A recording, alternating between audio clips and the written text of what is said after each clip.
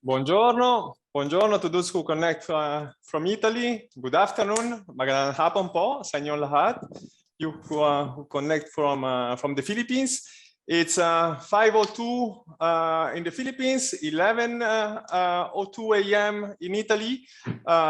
So it's time to start. We wanted to wait a bit more to give the time to the many who registered to join, but I think that my introduction, although short, will give them the time to connect. Thank you for joining us today for the second episode of the POLI-TECH Stories in the Philippines by the Politecnico di Milano. My name is Alessandro Milani from the Philippine Italian Association, and for those who discovered the PIA or Philippine Italian Association today, allow me two words to introduce this organization. We are a cultural association that was created in 1962, 60 years ago, precisely to foster the friendship between Italy and the Philippines through different activities in the fields of language, culture, and the arts, education, and also social projects. Today we have a language school in which we teach mainly Italian, but also Filipino. We organize cultural activities. We recently opened a patronato through which we are tasked to assist citizens based in the Philippines in their application to the Italian administration, so social security, study, work, migration, repatriation, and so on. We work with Italian and Philippine universities in different projects, educative and cultural. With the Politecnico di Milano particularly, we have developed a fruitful collaboration in the past few years that led us to bring to you this series of webinars on Polytechnic culture. So the POLI-TECH Stories. This started last year, last December, precisely a few days before Christmas, and will accompany us throughout this solar year, touching different fields of the polytechnics and focusing on aspects that seem to us of relevance for the current debate worldwide and particularly in the Philippines. So the first two appointments of this year will principally be addressed to students, professionals, and enthusiasts of architecture, but intended in the broadest sense. Today, we will talk about landscape, not only from the cultural heritage and aesthetic point of view, which are probably more traditional for Italians, but also for its importance in the sustainability of the environment and the built environment. And on May 18, please note this date, we are going to talk also about architectural heritage and community identity. So today's webinar is entitled Fragile Landscape, around the concept of sustaining beauty, and will be discussed by Professor Sara Protasoni. Please note that after the talk, we will have a part dedicated to answer your questions. So you can drop your question in the chat box. We will collate them, and then they will be answered during the Q&A part. Two words to introduce the speaker. Professor Sara Protasoni is the head of the Master of Science in Sustainable Architecture and Landscape Design at the Politecnico di Milano, Piacenza campus. She's an associate professor in landscape architecture at the Politecnico di Milano, but she's also a board member of landscape architecture doctorate program at La Sapienza in Rome. Her three main areas of research at the Politecnico di Milano are landscape and cultural heritage, design of public spaces for sustainable and resilient cities, infrastructure, and landscape in relation to climate change effects. Buongiorno, professoressa. Welcome to the Philippines. Virtually this time. So thanks to all of you. You are really many. So it's really nice for me to have such a large public. And thank, of course, to the Philippine Italian Association and to Alessandro Milani for this invitation. I have prepared some slides for sharing with you my reflection about the topic I proposed for this occasion. So I start now to share my screen. The floor is yours. Thank you.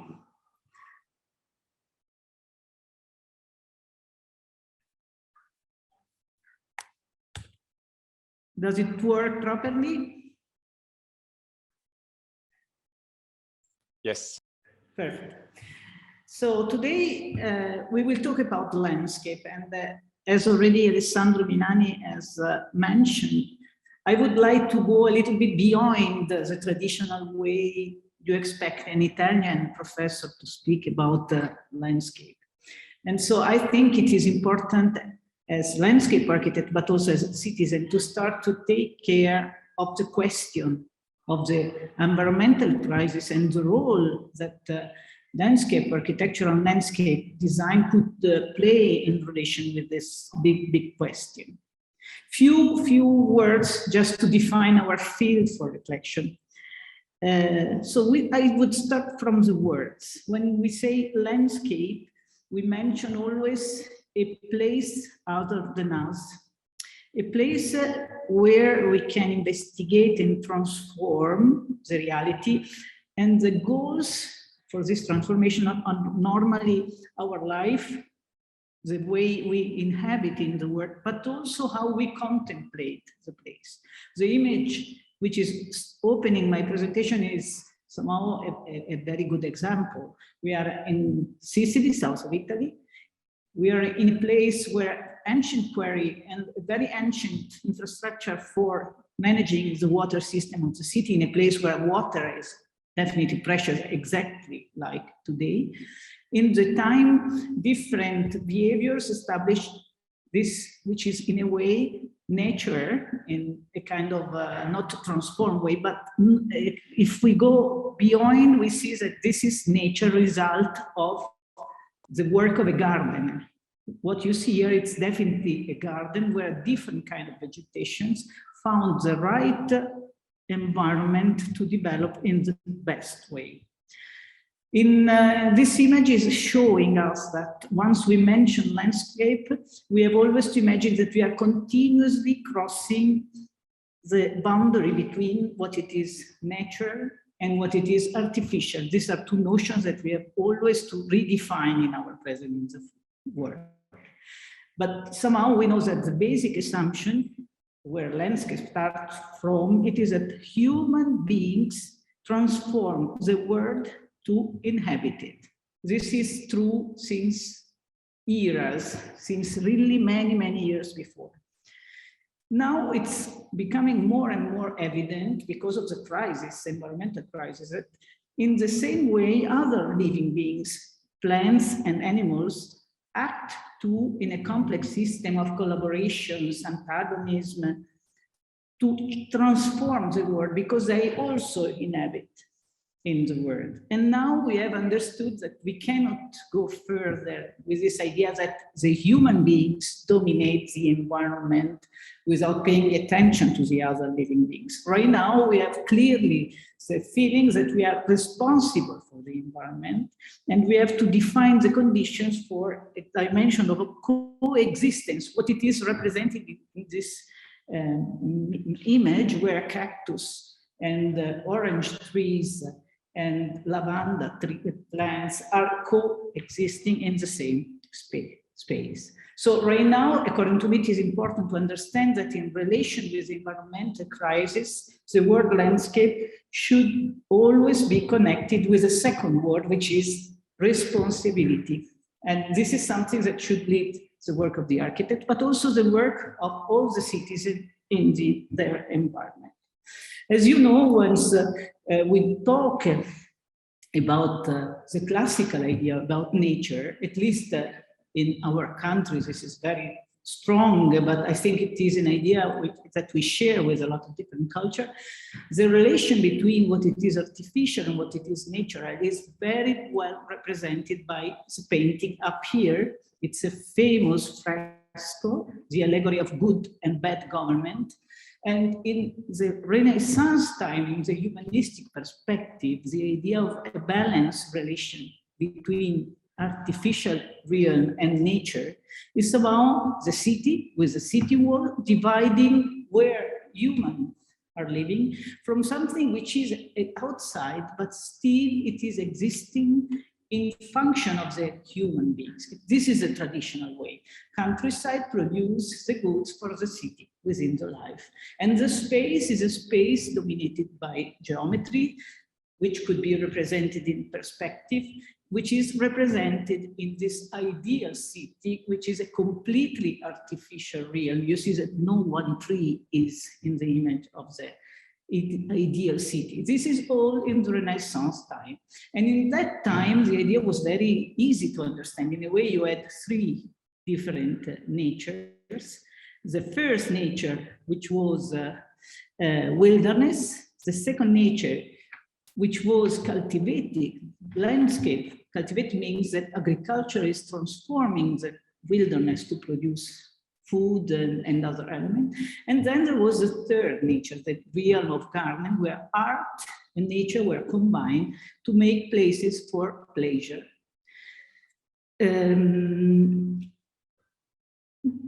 Right now, the situation, as we know, is definitely very, very different. When we mention environmental crisis, we mention a situation that it is now defined with the word Anthropocene, and means that somehow right now the way we inhabit in the world, the human activity started to have an impact on the planet, climate, and ecosystems, also sometimes not any more reversible. Anthropocene is really the word which is defining a new geological era. Here I put together some images, references for what it is now in Italy, this question, which is the quality of air, the quality of water, the quality of soil, but it is also the question that in front of the effort of the climate change, strong events are destroying cities and are also destroying part of our cultural heritage, which is, as you know, one of the strong elements of our life. But this condition is true also in other countries, because as we know, also this I took some images related more to the environment of the Philippine country, where you have a difficult way for handling, for managing the water. Not enough water is destroying the soil and the agriculture production, and so makes it really hard to survive. You have too much water because of the event, unexpected event, difficult to deal with. And you have also a situation where the general crisis is compromising some kind of original natural system. For example, the mangrove system on the islands, shores, which was always traditionally collaborating in protecting the place for inhabiting from this not foreseen events.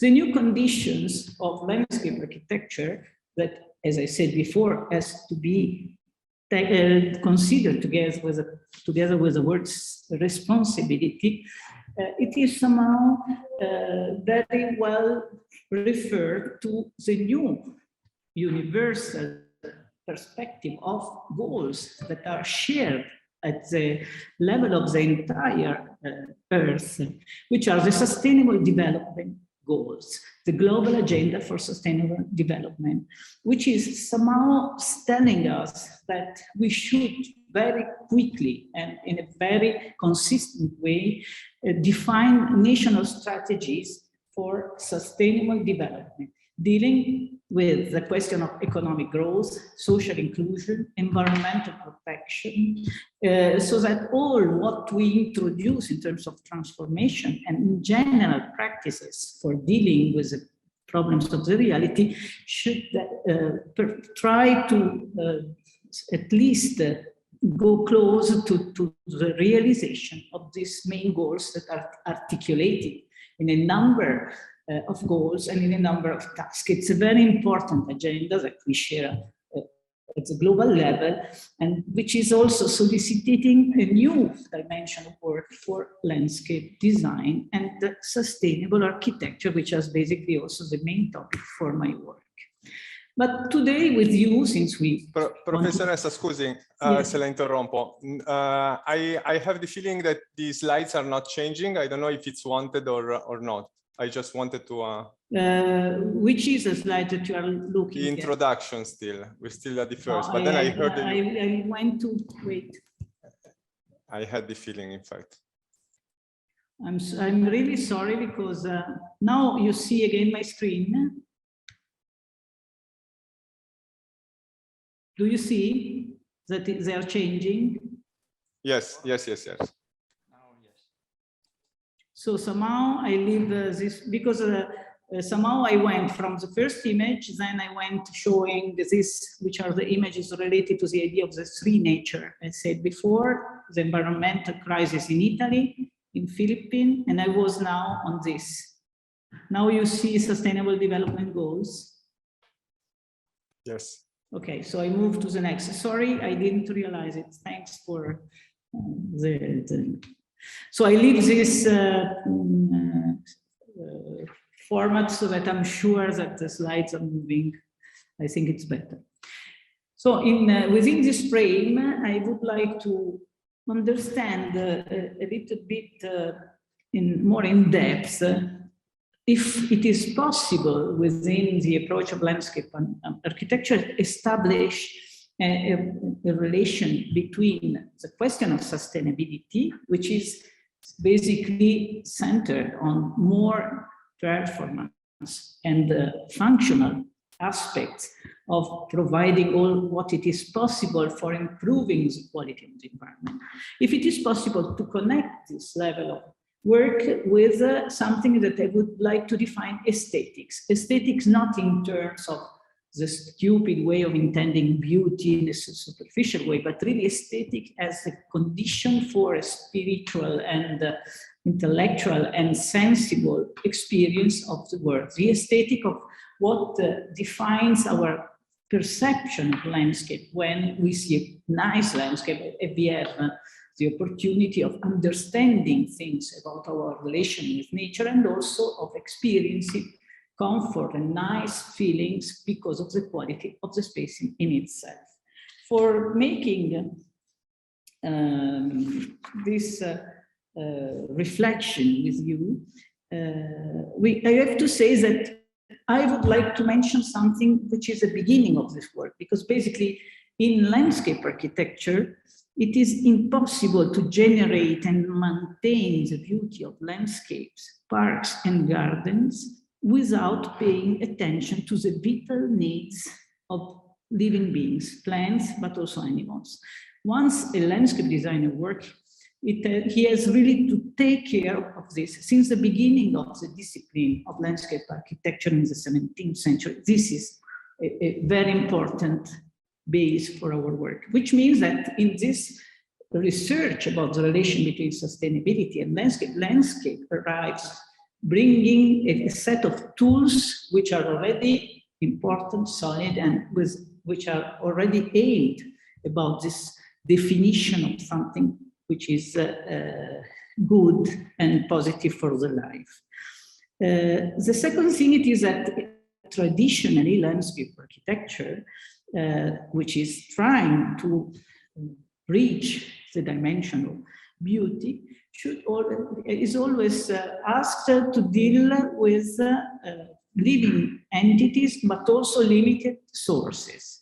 In a way, landscape architecture develops in the history of garden, but also in the history of the definition of the big park organization, a sort of procedure that I could define with the word aesthetic of thrift, which means that the goal is to gain the maximum effect in terms of function and beauty with the minimum effort, with the minimum economic impact, but also with the minimum necessity of changing the natural condition. This is really the traditional idea of good landscape design, because the sustainability in this, it's part of the original structure of the landscape architecture in relation.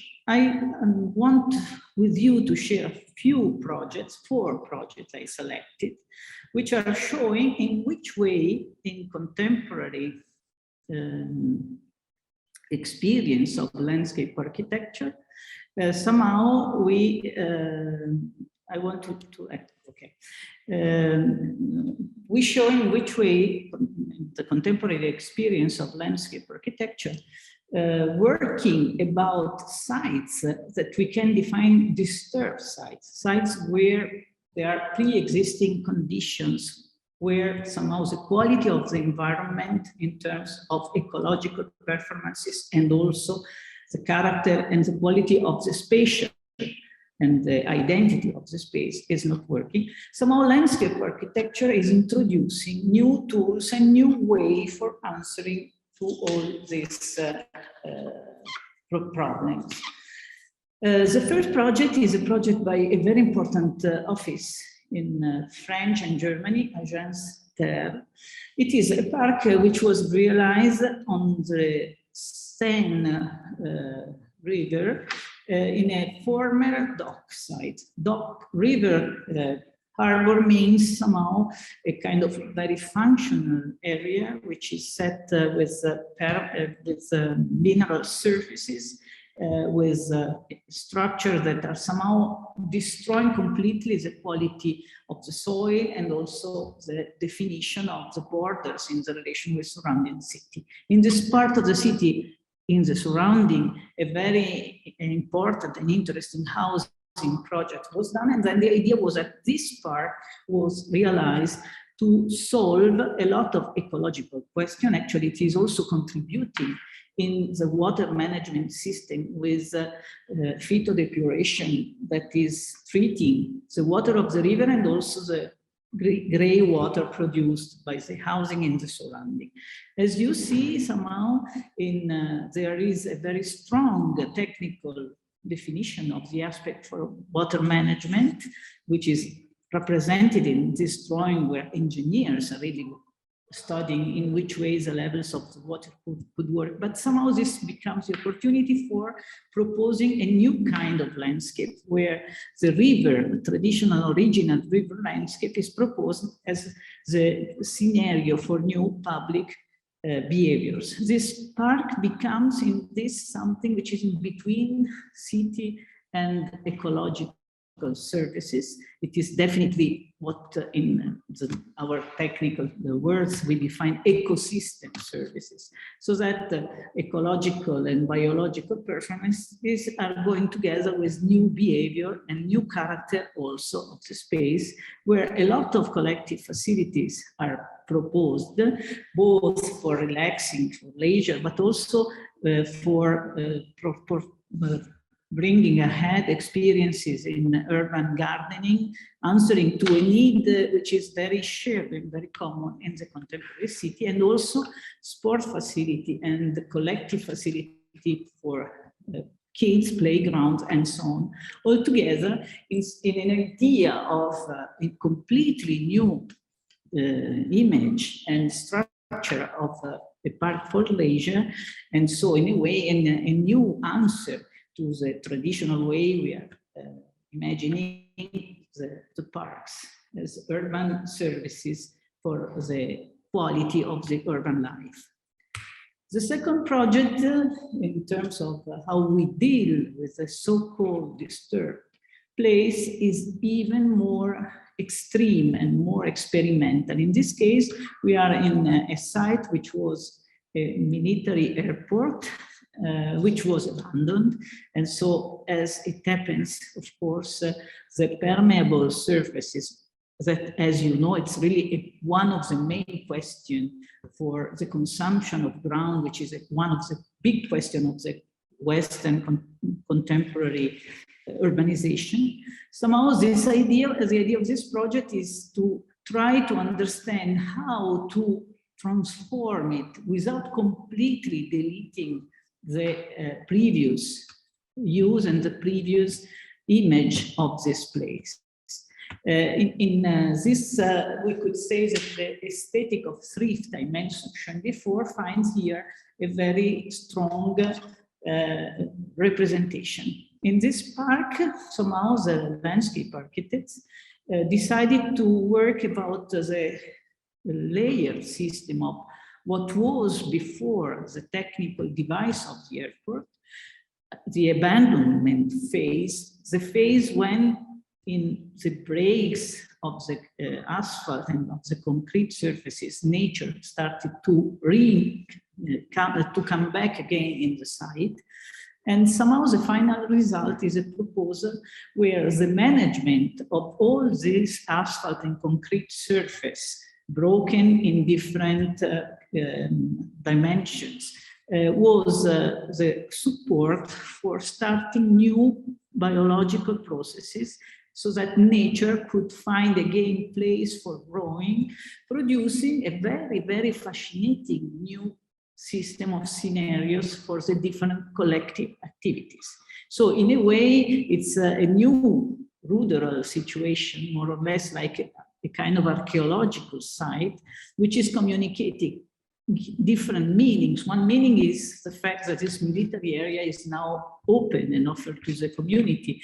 The second, it is that somehow something which was completely sealed, completely paved, could become again natural soil and bringing back nature. And the combination is producing a very, very fascinating and also in terms of collective behavior, very successful place for different behaviors, because of course the big extension of this site allowed a strategy in defining areas for different collective use in terms of providing space for leisure and for the weekend time. What I think it is very important, it is to understand that behind the project, there is really a very different aesthetic. If we look for beauty, in this case, is not the perfect garden where art in the Renaissance is meeting nature, is more a place where nature is finding a new place within the broken spaces of something which is not any longer functioning. And in a way, we have to say that there is a kind of new aesthetic and new art interpretation of this incredible relation. But I sure I was there. It's really a very, very interesting and successful new proposal. Again, we are in another disturbed site. In this case, it is really a very difficult situation. It is a former coking plant where somehow they're still, in some case, extracting coal, but there are some parts of the extraction system which were abandoned. So the idea was basically to destroy all the infrastructure and to intervene with a proposal of landscape architecture in between three huge slag heaps, this kind of mountains of what it is left from the excavation work. So somehow it is a very, very peculiar and specific landscape. The experimental dimension of this proposal, it lays mainly in the fact that the architect in this case decided not to brought ahead the traditional way of renaturalizing the site, forcing vegetation to go also where this is really hard to imagine. But the idea was really, also in this case, according to this idea of aesthetic of Priet, to reinterpret the mineral condition of the site and to work mainly about the ground remediation and the ground design, and also using water as the element for introducing new images and new places for staying. The final result, as you see, is a very impressive landscape in terms of this new relation between water and earth, with the establishment of new, there's a definition of new islands, which are in a way hosting different specific biotopes, which are bringing high processes already existing, and also hosting new behaviors, again, with the definition of a very, very peculiar character of the landscape. In this case, it's very different from the airport we have seen before. The idea is that there is a strong effort, technical effort, in defining new system for managing the water and for cleaning also the ground. On the other side, this big effort is represented by a set of forms which are exhibiting the specific and artificial character, and they have also a didactic role because they explain to the public what does it mean to take care of the remediation of a cooking plant in this mission, producing in the same time a very, very impressive system of spaces which are not trying to hide the fact that for many, many years this place was the place for very, very strong activity of extraction. Of course, as you probably imagine, you know, they are really destroying environments in terms of relation with soil and water. As you know, each time mining is performed, this fertile soil is somehow compromised, and all the residual products of the procedure are somehow realizing a very strong problems in terms of how to reintroduce life in this removed set of soils. And in the same times, the pollution of soil and water are probably always making it impossible for living beings to survive. And this is somehow something that it's challenging the capability of landscape architecture for imagining new landscapes. In this solution, basically, as you see in these images, the idea it is to try to transform, transfigurate in a way what it is there in terms of the result of this destruction activity from human beings, providing new organizations and new quality and a new, completely new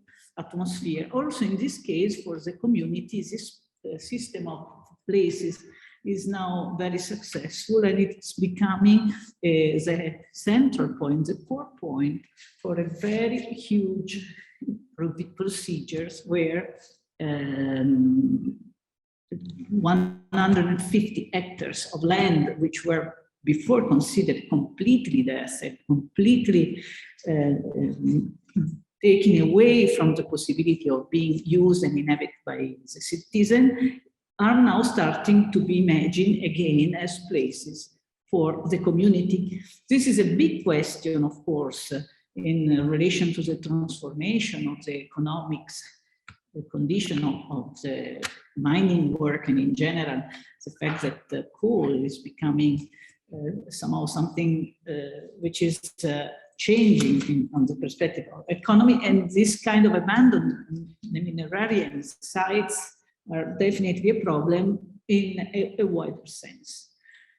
The last project I would like to share with you, it is somehow going even more in an experimental direction and is bringing ahead in a very poetic way, really a completely new dimension of work about the topics we have seen before. We are in Lens, a minerarian village in the north of France, which was basically completely dying because of the fact that the main economic activity was somehow abandoned.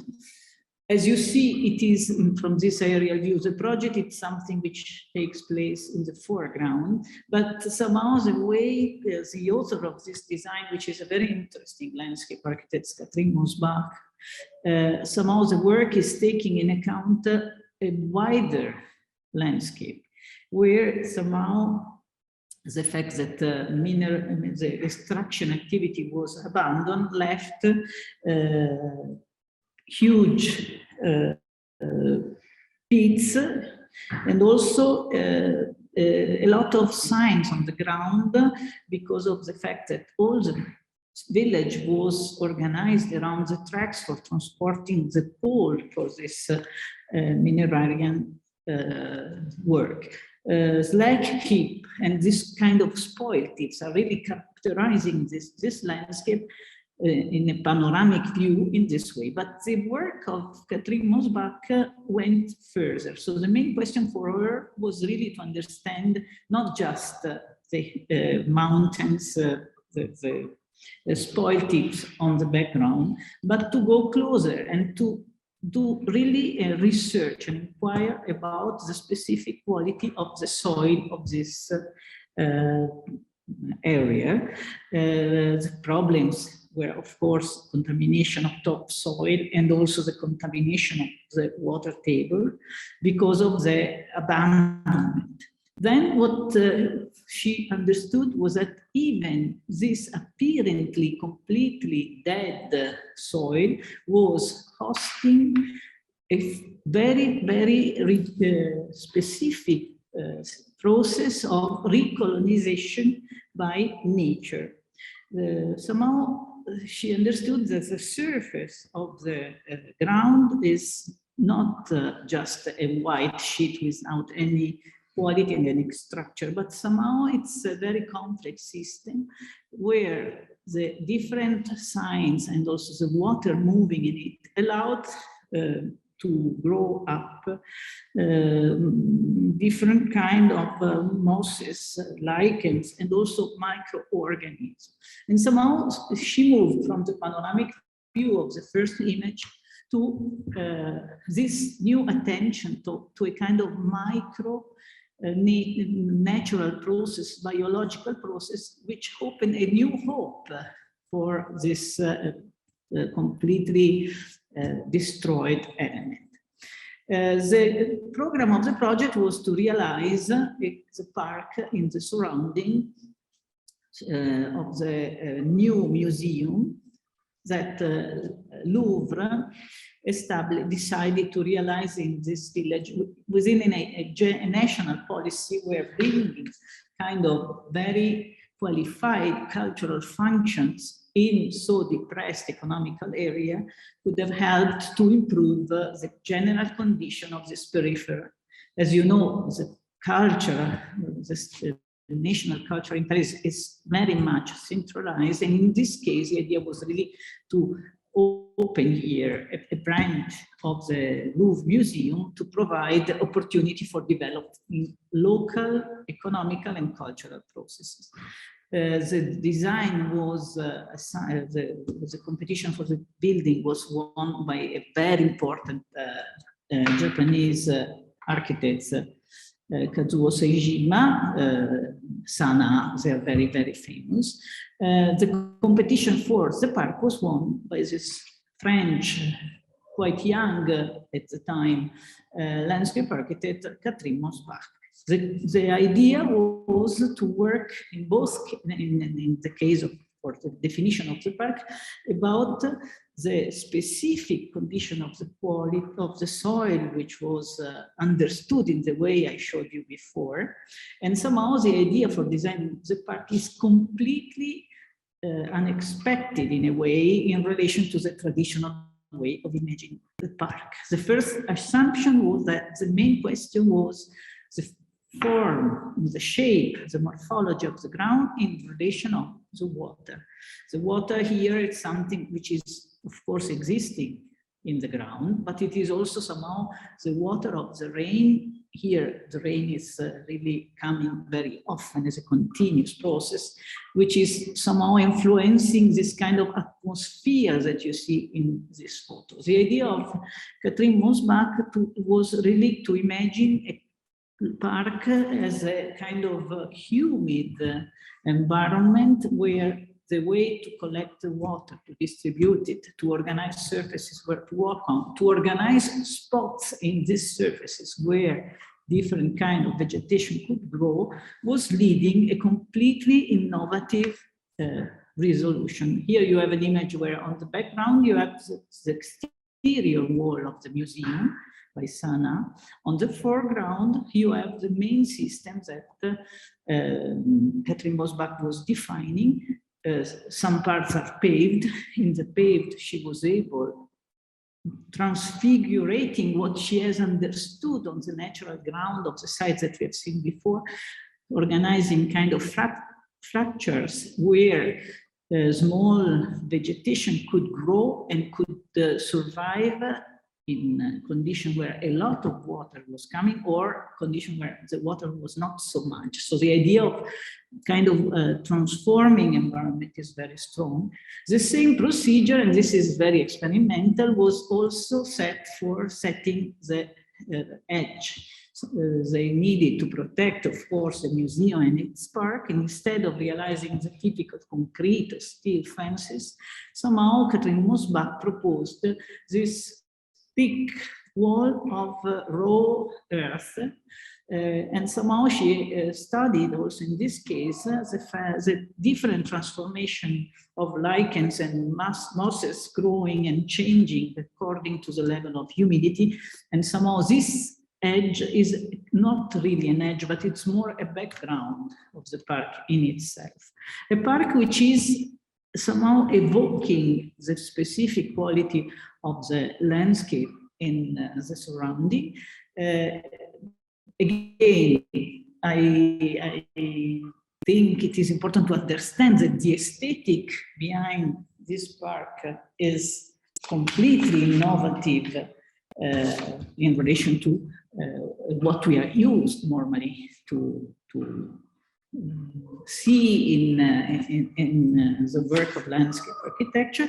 But in this case, somehow the understanding of the specific atmosphere of this city, the understanding of the relation between the morphology of the soil, the water moving on the soil, transforming the soil in itself, and the relation with this new huge object, which is the museum, with this kind of transparency and opaque alternance of metallic surfaces, is producing a very interesting element. And somehow, looking from the sky, you understand that we are now moving in a direction which is starting to propose a new methodology. First of all, we need to be in the site with a complete and deep understanding of the occurring biological processes and ecological potential of the site.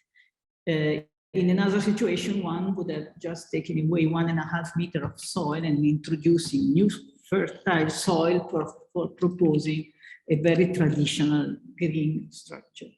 The second element is that it is very important to understand the character and the atmosphere created by the fragile relation between, in this case, the former mining landscape and the renaturalization process that occurred after the abandonment, and then, of course, realize new system of space and forms able to represent, but I would also use the word evoke, this kind of biological processes and ecological potential, creating in this really a new kind of sustaining beauty.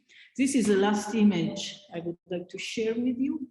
I hope I surprised you a little bit. I didn't want to show the typical project that we are used to see once we mention landscape. And of course, I'm here for questions, and I hope Alessandro Milani will now bring up the discussion. Thank you. Grazie mille, professoressa. Thank you very much. I discovered this project very interesting and open new.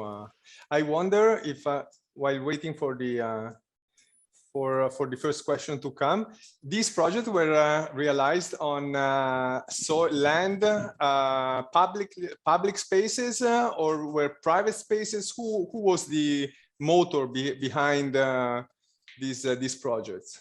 There are all kind of different conditions. The first projects in France was the public part of a new neighborhood, so it was owned by the municipality.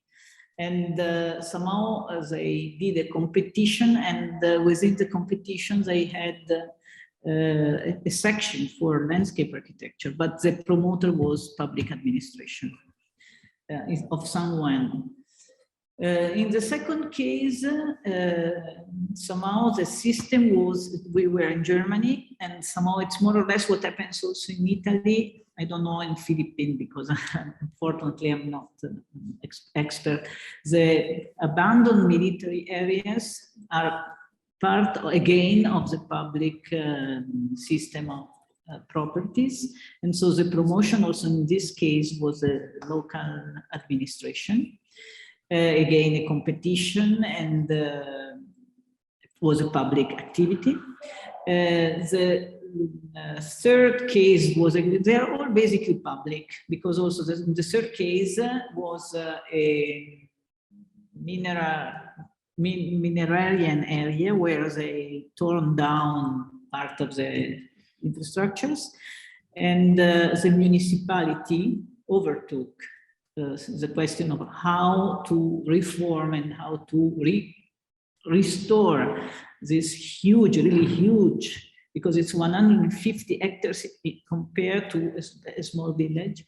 And it was again a public activity. The last one, no, was a private activity, because the owner of the land was, of course, the Louvre Museum. In all these cases, of course, since their proposal for so-called disturbed area, of course, the cost of their land is very reduced, because it's not land where you can really imagine to realize other than kind of public services. And I have to say that all the municipalities in these cases are municipalities where the responsibility of new planning in relation to the question of climate crisis and also ecological crisis is very strong. So they have really important tools in terms of planning tools for managing the question, basically. Is this a trend that is particular to Europe, or it's a trend worldwide, valid worldwide?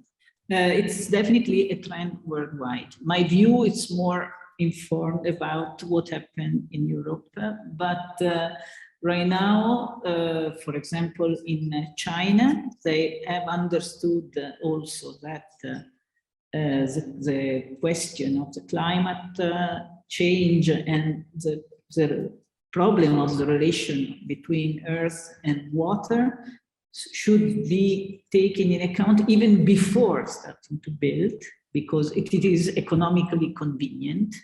They have now really started something that they really call industry of landscape. So before realizing the huge development that we know in terms of new cities for millions of inhabitants, completely realized from scratch, and before building houses, it is very, very important to produce conditions of the site where the relation between water and earth it's controlled, which is something somehow in terms of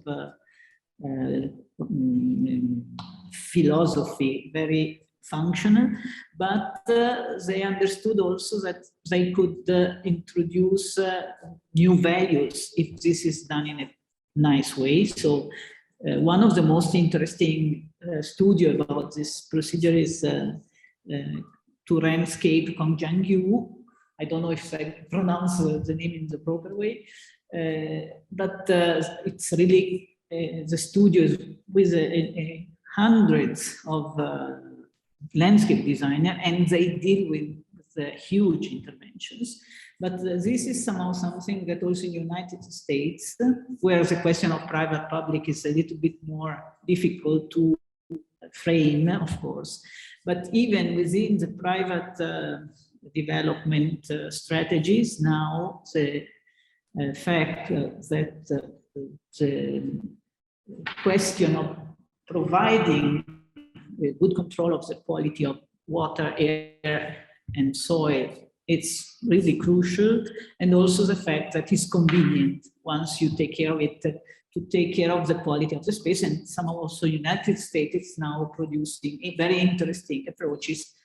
Also, as we know, I didn't talk about this, but as we know, the idea of so-called landscape urbanism, which is an urbanism including the question of and the goals of landscape architecture, was defined exactly in United States already 20 years ago, and now it's part of a lot of practices. Of course, not always with successful results, but anyway, it's somehow something that is moving all over. In Italy, not so much, I have to say. So if Okay. No. In Italy, basically, the opportunity for developing this kind of interventions now are starting to become stronger, but we are still moving where you at the end call the landscape architects to put some trees where somehow there's not a global view about all this question of ecology and beauty. So what is, in few words, the precondition for to develop this this type of to put together private and public and go towards a landscape architecture?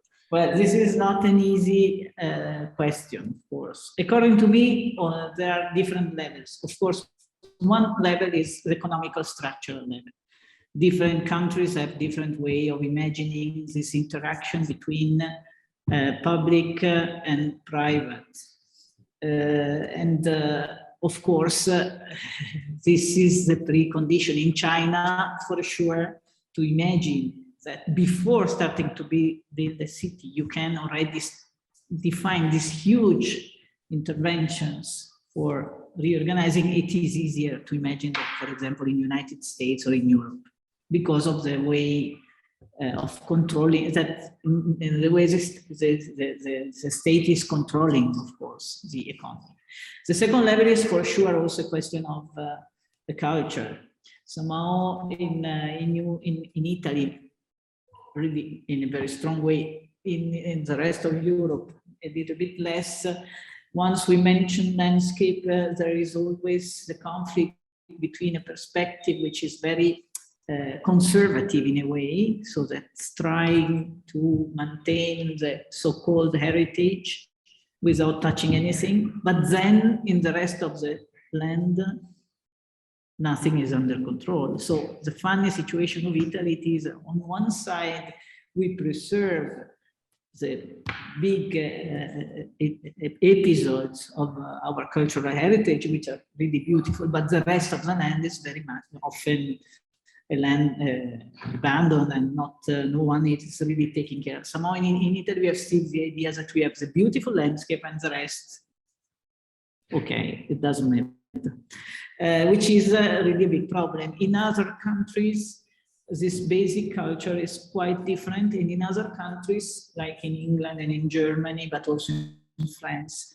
they had a more structured institution way of dealing with the common landscape goods, the forests, the hills, the water system, and so on. And now also in the Netherlands, for example.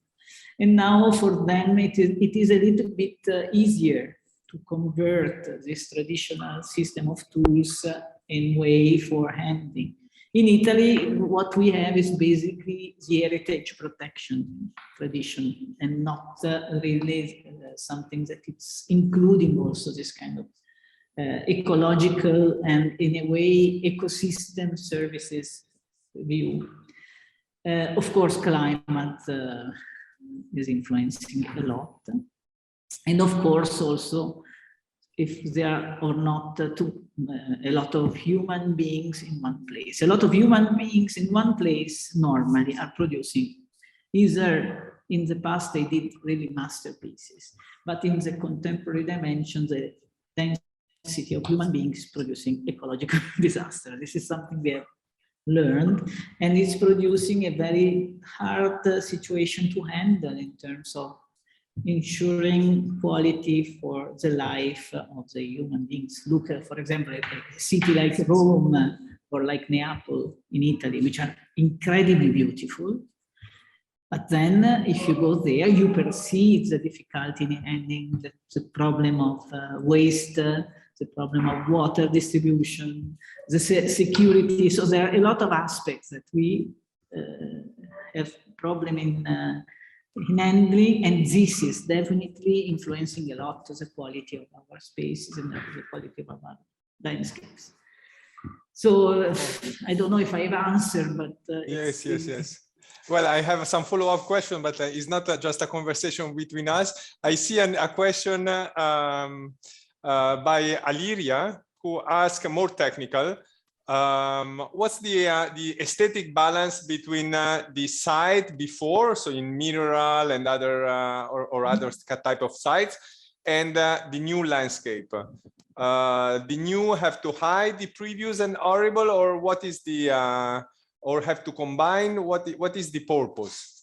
The focus is definitely in the contemporary perspective, where sources, also economical sources, are not too many, to try to really to use what I define as aesthetic of thrift. So it means that you have to understand the potential which is already existing in the site, and somehow to increase this potential and working within an idea of process where what it's already there could develop in a direction that will define a completely new and interesting final situation. So somehow the two projects I think are representing this. Are on one side, this idea of you start from an airport to take away all the asphalt and the concrete would have been incredibly expensive. I work about a new context where you still perceive the ruin of the previous, of the former airport, but I bring there new natural and biological processes. And this is a new way of beauty. And the second is somehow this idea, which is definitely more expensive, the museum was paying, but in a way more provocative aesthetically, where somehow the park of the museum is working, making a transfiguration of the condition of the landscape destroyed by the minerarian activity. And this becomes, again, a new kind of beauty, but for sure, in no case, makes sense in the actual condition, which is also a cultural condition. It doesn't make too much sense to delete completely the previous layer to introduce something completely extraneous, because this would anyway look artificial and would also in a way destroy the fact that in places with the transformation of the past, you can really find and understand and perceive long stories of human beings. If you are in a kind of city where all the families were involved in extraction of coal, and you do a park which is not able to refer to this context, somehow you lose the chance to open new level of communication with the people, and also new level of consciousness of the people about the quality of the space. Somehow the contemporary condition of our economy and our culture is always dealing with the past in a way where we could always imagine a new way of using what the past left was. So recycle in a way, since also we have really a lot of trouble in terms of global economy, to recycle as when it is possible what the past produced and gave to us. It is something which makes sense, it's sustainable, but in a way it's also corresponding to our expectation of what it is beauty.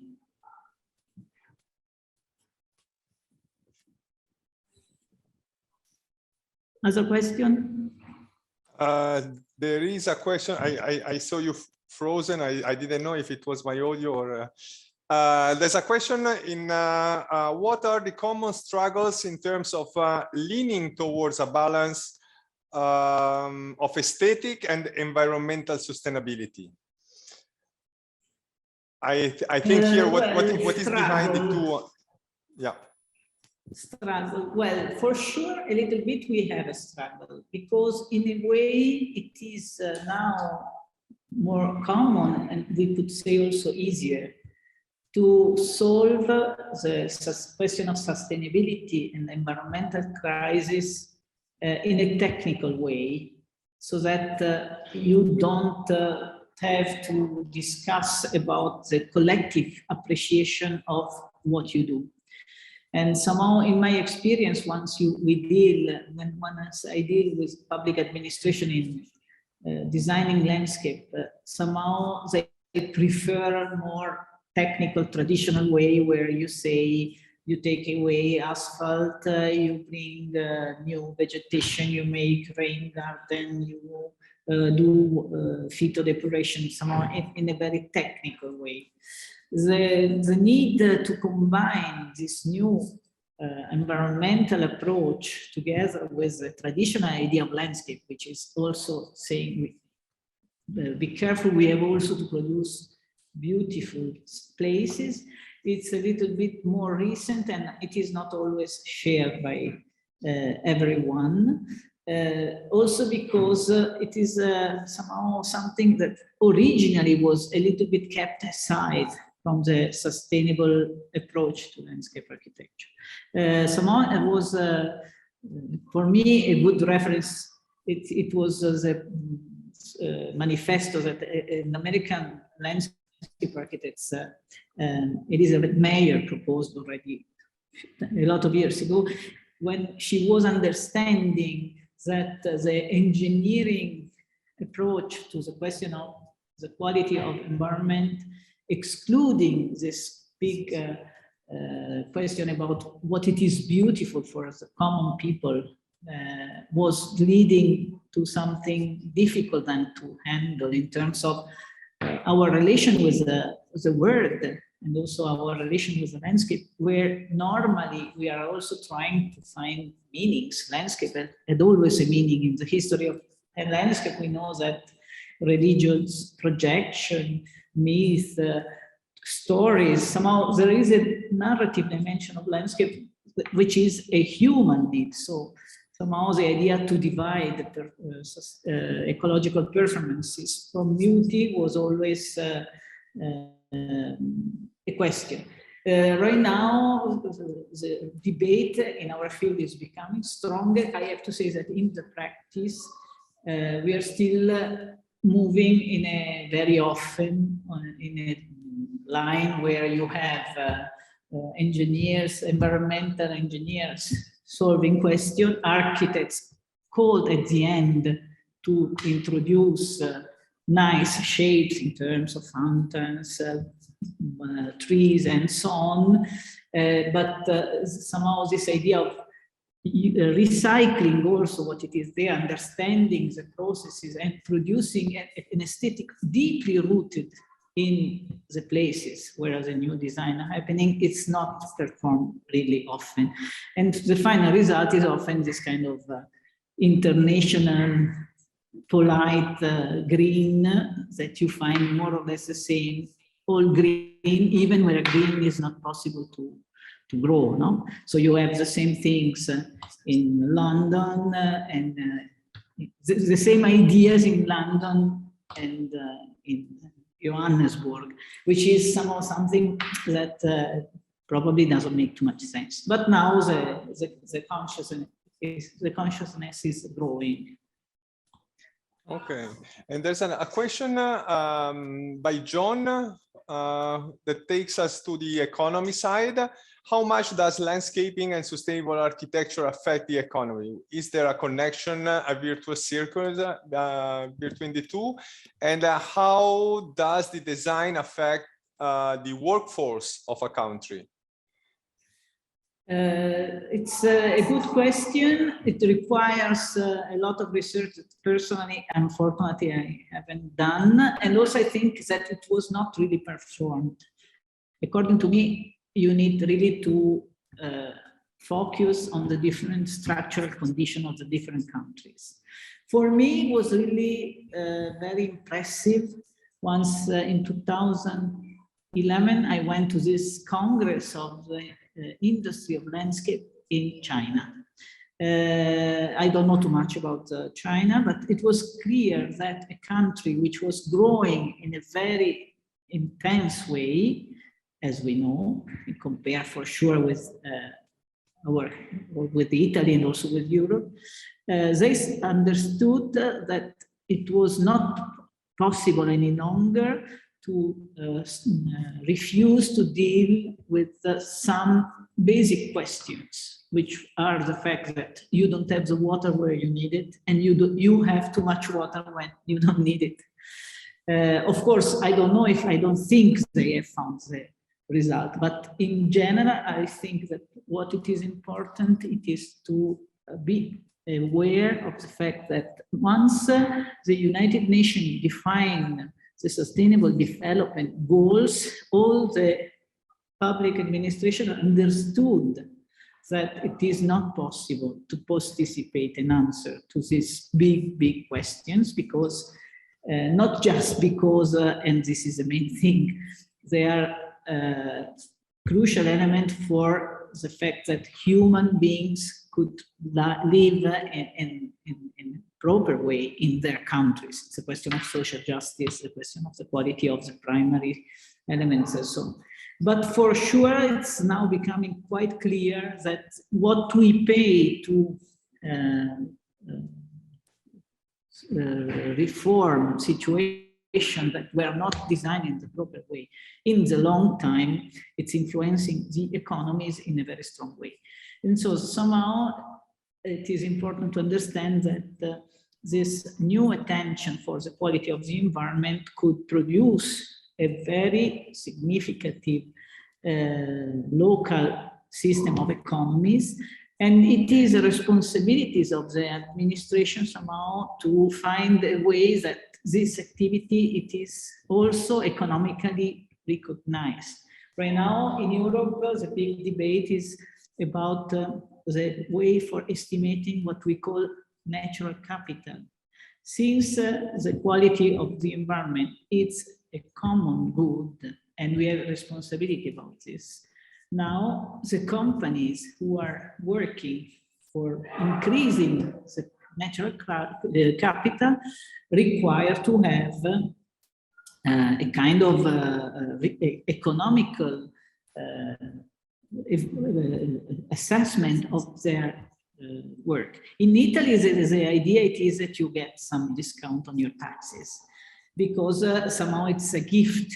But in the most advanced situation, and about this, I think Germany and England are more advanced, somehow they are defining very complex economical mechanisms for assessing this dimension of the work of the economical activities, and for introducing in a view which is really green economy, also this economical dimension. In this, of course, the role of the landscape, which is somehow designing a big part of the places where we live and we work, is big. We are still not too further, but I think in a few years, this will become really economically, also an economical activity. I am quite positive, I think, about this, at least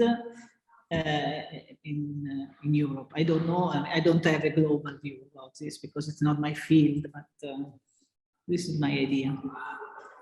Yeah, I think that's the challenge, no? To make it advantageous for the people, for the developer, because otherwise If it's just rentability, then anyway.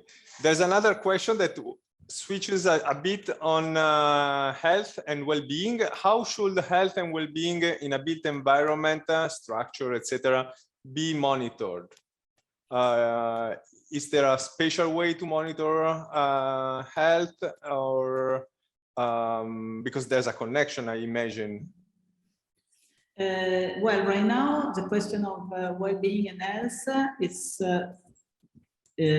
for example, in the European international research, object of a specific line of research. So there are really, in the big field of assessing environmental qualities, there are specific line of work which are trying to develop methodologies for quantifying somehow these elements, which is within the big field of big data and multi-criteria assessment procedures. Again, it's not, unfortunately, it's not my field. I have always to say that as an architect, in architecture, it's sometimes we forget the fact that the final goal for architecture is to realize place for well-being. So I don't want to say that it's something obvious, because it's not. For a long time we have forgotten the question that public square should also host the people when it's raining, or when you have 45 degrees. And somehow for a long time, the foremost resolution of this question was not really qualified enough.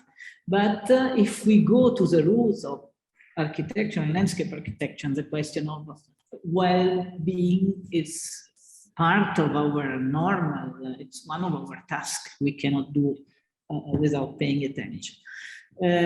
About this, I think what it is also interesting in the contemporary work of landscape architecture, it is that now, together with this more scientific way of assessing the quality of the environment using specific data, for example, as we know, the climate could be measured, and the heat islands of the city could be understood, and there are a lot of possible nature-based solutions for the use of this benefit. In the same time, we have to say that in the practice of architecture, it's now a little bit more conscious the fact that the question of how spaces are perceived, how the sensible dimension of space is part of our design is stronger than 20 years before. This is also quite interesting. So together with this kind of scientific assessment system I mentioned before, I think now there is also a poetic way of saying that well-being within an architecture and also within a landscape, it is something that is influencing a lot the quality, exactly like the spaces, the forms, the choice of the colors, so that we move from a very formalized approach where, as you know, originally landscape architecture was considered something like painting. So you were painting the landscape, composing different masses of textures and colors. Right now, this is not enough. We have understood that also this dimension is very strong. But for sure, in the relation between health, now there are really, it's not my field, so I cannot say too much about this, but there are really a lot of fields where, for example, the influence of the structure of the urban space on the general health condition of the population, the relation between the disponibility or not of green, the question of the general climate conditions for the health social condition. And now with the COVID, this became even more evident. These are all line of researches that in the last few years are performed in a very strong way. Okay. I will take 3 more questions. They are starting to flow, but this can last very long. So I will select some. One is in relation to what you were saying. What are the some strategies in creating a sustainable landscape architecture for a typhoon-prone country like the Philippines?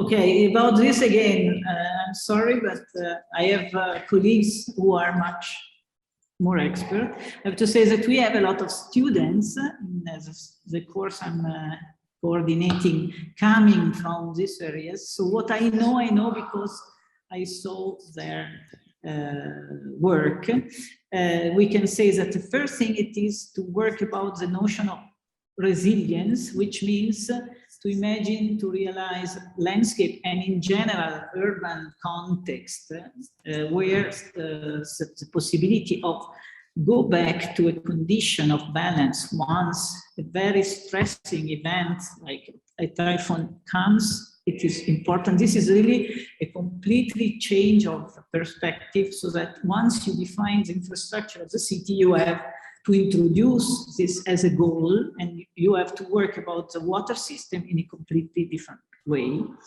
Resilience is also including the fact that in the relation between mineral and vegetation, mineral elements and vegetation, you have to be incredibly careful, and you have somehow to understand in which way it is possible to protect and to reinforce pre-existing system of protection against typhoons. For example, I understood that the mangrove, the forest, is very, very crucial. Somehow you need to have a multi-scalar view, so that you have to understand, of course, the typhoon is an event which is jumping on the situation and works at the scale of the big meteorological events, which is geography, but then the effects are reaching also the human scale. So the approach requires really to work about resilience, crossing these different scales, and so that it requires really an approach where at the planning situation you define strategies, but then locally you make coherent local solutions in definition of the landscape, so that the entire system could be resilient, could be resistant, but resistant is not really the proper way, it's more resilient in this situation. And for sure about this, there are a lot of now international researches which are very significant, and they're also collecting a lot of data and technical solutions. But for me, it is very, very important to keep all this global approach very much rooted in the local condition, because the local knowledge, it is what allows really to perform a real multi-scalar approach from the global to the human scale. And so it's really important that what I think that what we do in Politecnico with all our international students, it's in a way a little bit contributing to this, because we form architects, landscape architects who have knowledges, but then they go to their country and they work about their specific experience and knowledge, local knowledge, also referring to local techniques for solving this question. But I think also in this, a lot of things are changing, and it's very important. Okay, and since we are, looks like we are coming out of 2 years of pandemic, is there anything in the pandemic that will affect the landscape design? Well, we are writing really a lot of essays about this, sometimes also saying things that are not completely useful, I have to say. So first of all, I think that with the pandemic, one, at least for Italian and West and the European culture, one thing was that something that for us was positive. So public space was collective space, was space for communication and for proximity, was completely put in crisis, because we started to imagine that it was dangerous, we should keep away, and so in a way I think that about our relation with the open space, the pandemic worked in two levels. The first level was that we understood the fact that sometimes as individuals we need to be outdoor in nice environment. This kind of contemplative dimension, which is again, I also bring water to the landscape architecture field, but this dimension of individually contemplating nice places where natural elements are coming, it's now more clearly in the collective agenda, so that we don't need any longer to do just markets, square with a lot of people, but sometimes we have also to take care of the of the places where we stay in small groups or individually. The second thing I think changed along a lot, it is definitely we understood that we are not alone in our environments, because these images that we have seen, it's kind of obvious, but we have seen a lot of urban contexts where human beings stop to be so present, which were inhabited again by vegetations, spontaneous vegetation, and by animals. And this somehow played a very stimulating function in our imagination about public space. Because now probably we could imagine this new kind of public spaces for individual contemplation, also of nature, as really places where we should take care of the coexistence between all the different living beings. At the end, we have seen that a small virus, really small, was able to affect the possibility of our life in such a strong way. And this is really a strong metaphor that force people, common people and landscape designers, to take more care of this dimension of our world as a place where we coexist with all the living beings.